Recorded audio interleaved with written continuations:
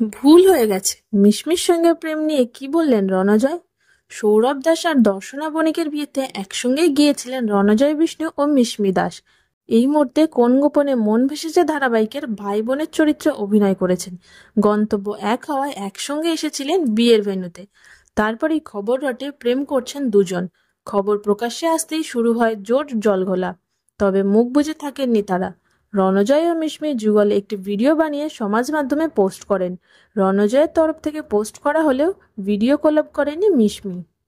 সমাজ মাধ্যমে video post করে রণজয় ভক্তদের উদ্দেশ্যে কী বার্তা দিয়েছেন? ক্যাপশনে রণজয় লেখেন, দয়া করে আমাদের নিয়ে গুজব ছাড়বেন না, হাত জোর করে অনুরোধ করছি, প্লিজ আমাদের ইমেজটা নষ্ট করবেন না।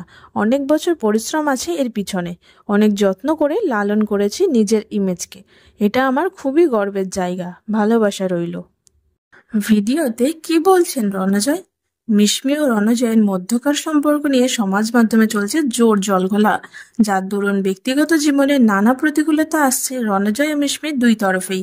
রণজয়কে বলতে শোনা যায়, আমাদের অপরাধ একটাই যে আমরা এক বন্ধুর বিয়েতে খেতে গিয়েছিলাম একসঙ্গে। কেন যে ব্যক্তিগত জীবনে এত কাটাছেঁড়া হয় বুঝতে পারি না। তবে মিশমি ও তার মধ্যে যে ভালো বন্ধু ও সহকর্মীর মতো সম্পর্ক তা স্পষ্ট করে দেয় অভিনেতা। এই প্রসঙ্গে মিশমির মতামত।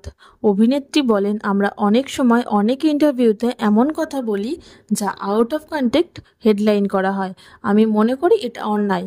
কোনো খবর রটানোর আগে দয়া করে যাচাই করে নেবেন, কারণ ক্লিকবেটের সময় এমনটা হয়ে থাকে।